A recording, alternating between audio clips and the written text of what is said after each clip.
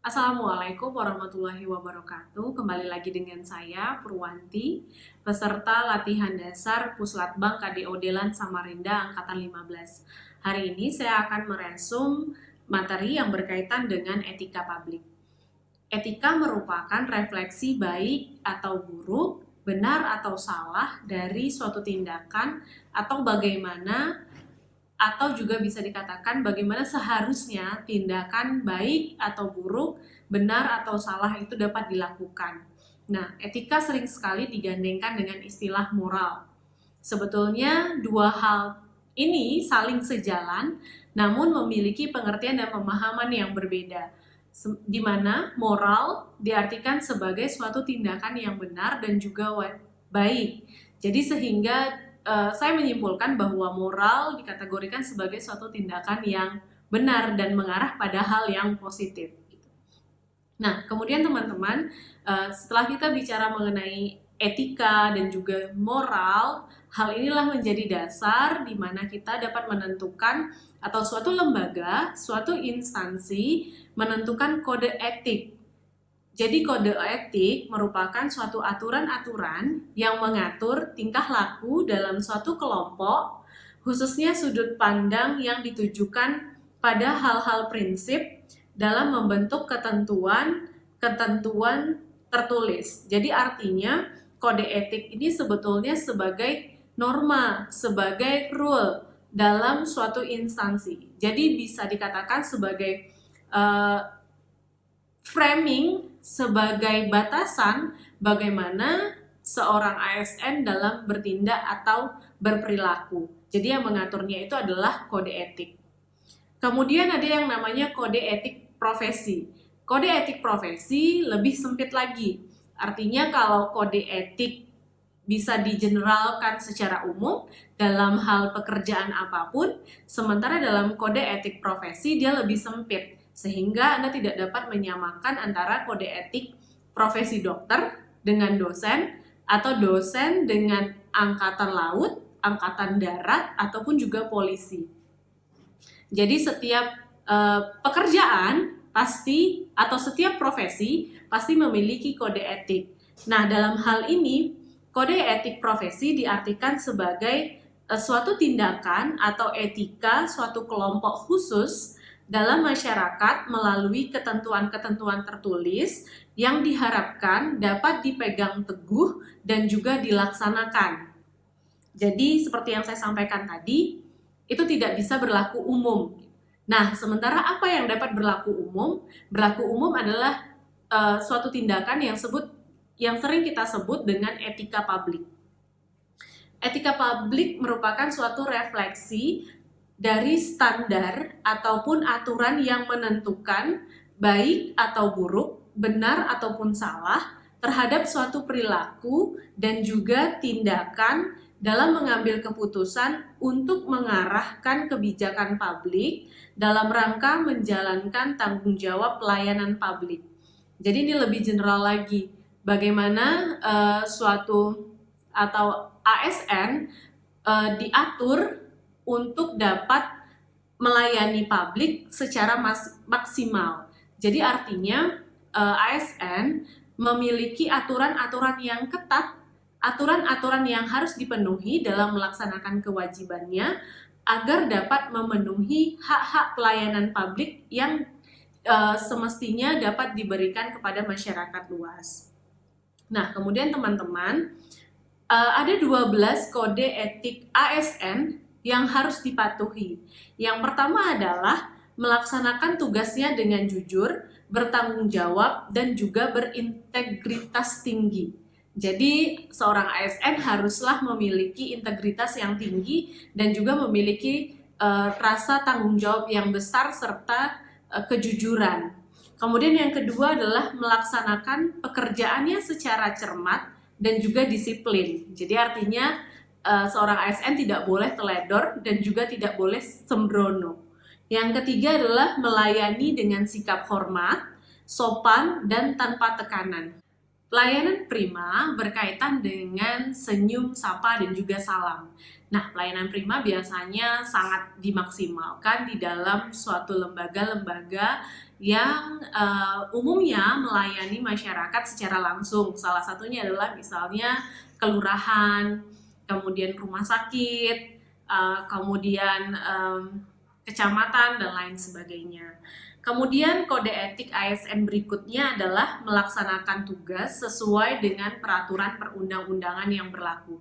Artinya perundang-undangan bisa saja berubah setiap tahunnya atau berkala dalam tahun-tahun tertentu, dan mungkin saja ada kemungkinan peraturan-peraturan yang berubah sehingga seorang ASN harus peka terhadap perundang-undangan yang mengatur pekerjaan mereka. Kemudian yang kelima adalah melaksanakan tugasnya sesuai dengan perintah atasan atau pejabat yang berwenang, sejauh tidak bertentangan dengan ketentuan-ketentuan peraturan-peraturan yang berlaku. Artinya, ketika Anda diperintahkan untuk melaksanakan suatu tugas yang sesuai dengan tupoksi dan tidak melanggar peraturan perundang-undangan, maka itu adalah kewajiban Anda sebagai seorang ASN. Sementara ketika atasan ataupun pejabat yang berwenang memberikan perintah ataupun titah yang bertentangan, salah satunya seperti korupsi ya. Nah, sebaiknya Anda tidak melakukan itu karena korupsi merupakan suatu tindak pidana yang melanggar peraturan perundang-undangan. Kemudian kode etik ASN yang berikutnya adalah menjaga kerahasiaan dan juga kebijakan negara. Maksudnya di sini adalah ASN tidak boleh sembarangan memberikan informasi, terutama informasi yang berkaitan dengan kepentingan negara, ketahanan negara, ataupun informasi yang berpotensi untuk dapat dijadikan bumerang ataupun potensi berpeluangnya serangan-serangan dari pihak-pihak lain. Kemudian kode etik yang berikutnya adalah menggunakan kekayaan dan barang milik negara secara bertanggung jawab, efektif, dan juga efisien. Jadi tidak boleh juga ya barang-barang negara kita gunakan sebagai kepentingan pribadi ataupun kelompok. Jadi harus digunakan secara bertanggung jawab, efisien, dan juga efektif. Kemudian yang 8, menjaga agar tidak terjadi konflik kepentingan dalam melaksanakan tugas. Seperti poin sebelumnya yang saya sampaikan, bahwa dalam menjalankan tugas, kita tidak boleh berazaskan atas kepentingan pribadi, keluarga, ataupun juga kelompok, tetapi azas kepentingan negara. Kemudian, memberikan informasi secara benar dan tidak menyesatkan pihak lain yang memerlukan informasi yang terkait dengan kedinasan. Artinya, ini berkaitan dengan kolega, berkaitan dengan rekan kerja, ataupun berkaitan dengan institusi dan organisasi secara keseluruhan. Jadi lembaga-lembaga pemerintahan mungkin saja saling berkaitan antara satu dengan yang lainnya, maka dalam memberikan informasi tidaklah boleh salah ataupun menyesatkan, sebab informasi yang diberikan pastilah berkorelasi dengan informasi-informasi yang berkaitan dengan kepentingan negara. Kemudian, kode etik ASN berikutnya adalah tidak menyalahgunakan informasi interan negara, tugas, satuan, kekuasaan, dan jabatannya untuk dapat mencari atau memanfaatkan diri sendiri ataupun juga orang lain. Dalam artian, kita tidak boleh semena-mena, tidak boleh nyeleweng, tidak boleh tidak bertanggung jawab atas tugas yang sudah diamanahi atau diembankan. Jadi apa yang sudah diamanahi maka lakukanlah itu. Jangan sampai nanti kita memiliki jabatan atau seorang ASN memiliki jabatan kemudian menyalahgunakan jabatannya untuk melaksanakan kepentingan-kepentingan pribadi. Kemudian kode etik yang ke-11 adalah memegang teguh nilai dasar ASN dan selalu menjaga reputasi dan juga integritas ASN. Ini penting sekali ya teman-teman. Di beberapa video sebelumnya saya juga sudah membahas hal integrasi ini.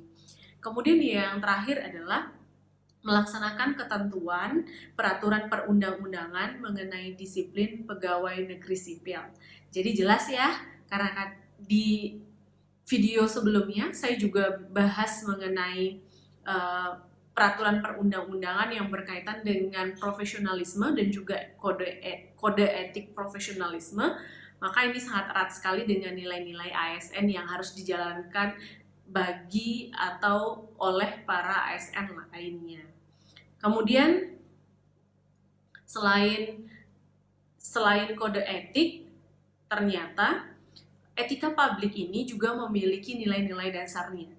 Yang pertama adalah memegang teguh nilai-nilai dalam ideologi negara, yaitu Pancasila. Kemudian setia dalam mempertahankan Undang-Undang Dasar Negara Kesatuan Republik Indonesia. Kemudian menjalankan secara profesional dan juga tidak berpihak. Membuat keputusan berdasarkan prinsip keahlian. Jadi kalau Anda tidak ahli dalam satu bidang, maka jangan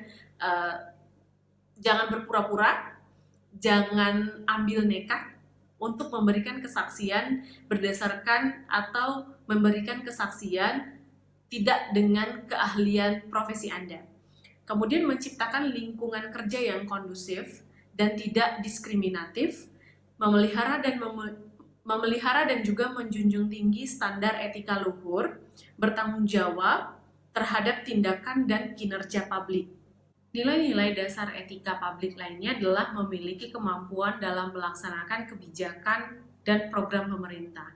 Kemudian memberikan pelayanan kepada publik secara jujur, tanggap, cepat, tepat, akurat, berdaya guna, berhasil guna, dan juga harus santun. Kemudian mengutamakan kepemimpinan yang berkualitas tinggi, menghargai komunikasi, konsultasi, dan juga kerjasama, mengutamakan pencapaian hasil dan mendorong kinerja pegawai. Selanjutnya mendorong kesetaraan dalam pekerjaan. Dan yang terakhir dari nilai-nilai dasar etika publik adalah meningkatkan efektivitas sistem pemerintahan yang demokratis sebagai perangkat sistem karir. Jadi itu adalah 14 poin yang berkaitan dengan nilai-nilai dasar etika publik. Yang selanjutnya adalah dimensi etika publik. Jadi setelah kita mengenal aspek kemudian nilai-nilai dasar dalam etika publik, tentu kita harus membicarakan juga hal-hal yang berkaitan dengan dimensi publik. Ada 3 dimensi publik. Yang pertama adalah dimensi kualitas pelayanan publik yang berkaitan dengan norma serta prinsip-prinsip moral, sehingga etika publik membentuk integritas pelayanan publiknya. Kemudian adanya dimensi modalitas. Ini berkaitan dengan unsur-unsur modalitas dalam etika publik seperti akuntabilitas, transparansi, dan juga netralitas. Dan yang terakhir adalah dimensi tindakan integritas publik. Ini berkaitan dengan standar, nilai, serta aturan moral yang dapat diterima oleh masyarakat. Artinya dimensi ini berkaitan dengan cara pandang ya sebetulnya, bagaimana cara kita melihat sisi etika publik ini dan menerapkannya dalam tindakan-tindakan atau mengaplikasikannya dalam bidang pekerjaan. Kemudian selain kita bicara mengenai dimensi, kita bicara mengenai pelayanan publik profesional. Karena seorang ASN tentulah ditempatkan pada bidang-bidang keahliannya. Artinya dia sudah ditempatkan dan diamanahi tanggung jawab yang sesuai dengan bidang keahliannya. Nah, sebaiknya ASN melakukan pelayanan publik secara profesional yang berlandaskan atas kompetensi tekniknya, kompetensi etika, dan juga leadership yang dimiliki oleh ASN tersebut. Kompetensi teknik di sini maksudnya adalah bagaimana caranya strategi seorang ASN dalam melayani publik. Tentunya tetap berdasarkan pada nilai-nilai etika yang sudah saya sampaikan tadi ya. Kemudian adanya kompetensi etika, dan yang terakhir dilingkupi dengan adanya leadership. Karena dalam bekerja tanpa mengenali dan memahami leadership, menurut saya akan terjadi kekacauan-kekacauan sehingga tidak mencapai integritas dan juga sistem pemerintahan yang efisien dan profesional sebagaimana yang telah diharapkan di dalam nilai-nilai dasar etika profesional yang diharapkan oleh pemerintah tersebut.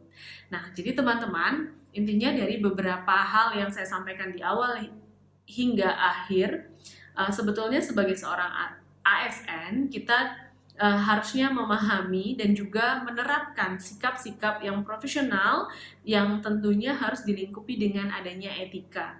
Jadi, pandai menempatkan diri, sebagai seorang yang sudah berlabel sebagai ASN, sehingga pupuklah etika dan juga moral kita sebagaimana yang diharapkan oleh negara. Baik teman-teman, terima kasih. Sampai bertemu di video berikutnya. Saya akhiri. Wassalamualaikum warahmatullahi wabarakatuh.